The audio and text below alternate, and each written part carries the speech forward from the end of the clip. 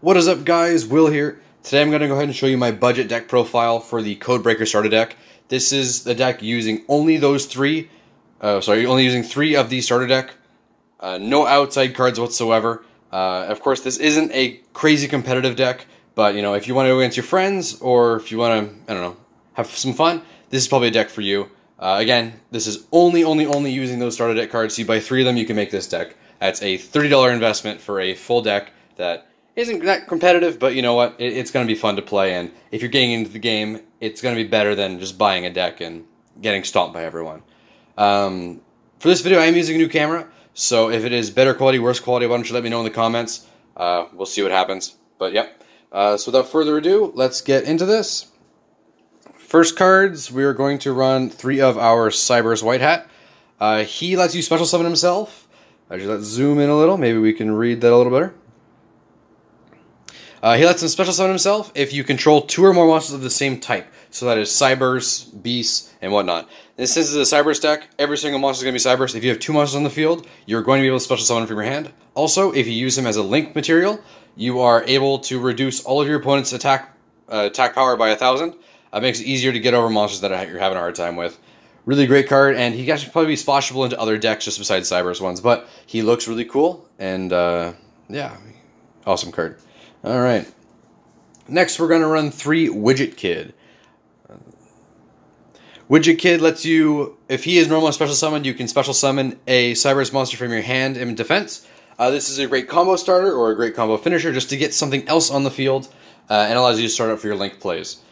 Pretty straightforward, just a level 3, great card. Next we got our three backup secretaries. She is a really easy combo. If you have any Cybers on the field, you can go to Special Summoner from your hand for free. Again, just another body on board. Get those link plays started. Next up, we run three Link Slayer. This guy you really want to see in your opening hand. He lets you Special Summon him for free if you control no monsters. A lot better than Cyber Dragon, which forces your opponent. Your opponent has to have a card, so you get to play him for free. And also on top of that, if your opponent has a lot of back row, you can discard two cards from your hand and destroy them both. No, it's pretty straightforward, 2,000 beater, and again, can start off those combos if you're going first or second. Next, we're running two Text Changers.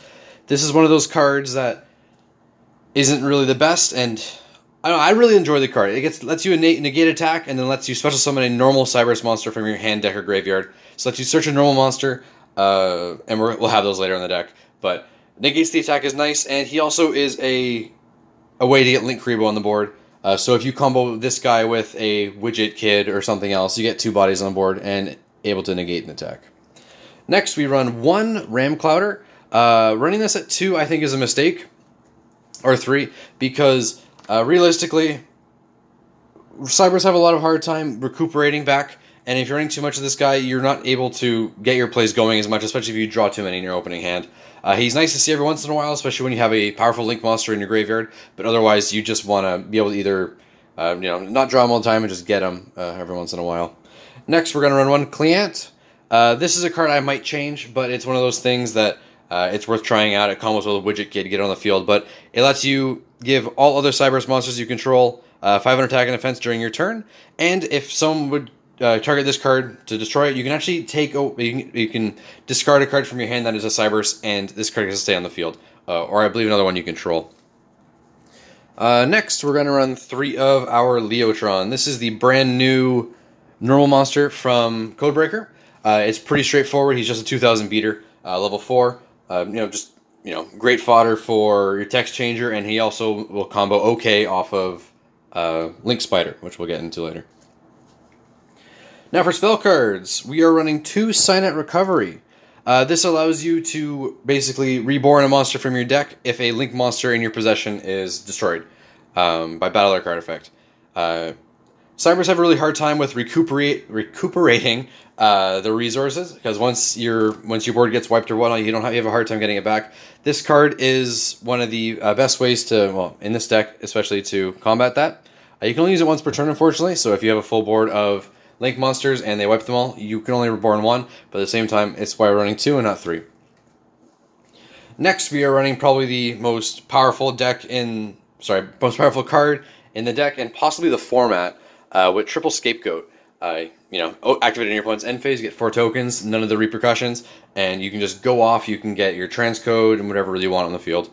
Really, really cool. Or, you know, you could get your Link Karibos and just, you know, ready to go off.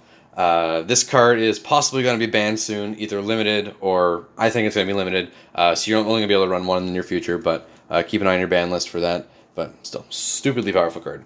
Next, we're going to run 2 supply squads. Like I said, Cybers have a hard time getting their power back once they do lose the advantage.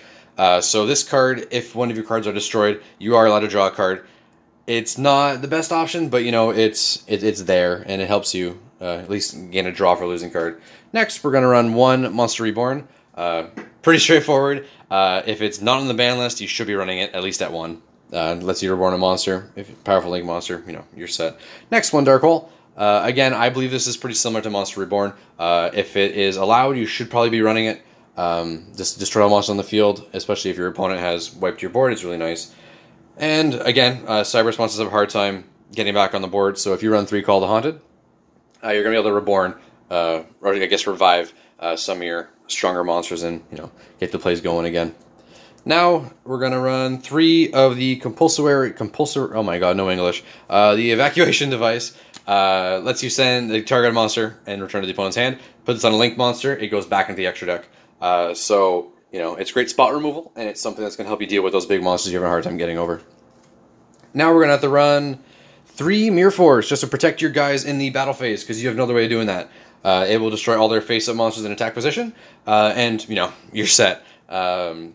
We do run a lot of traps in this deck, and that's fine. If you want, this is in my build going first, because most decks want to go first in this format, and you don't want to let your Trickstar friends go first, because you will probably lose.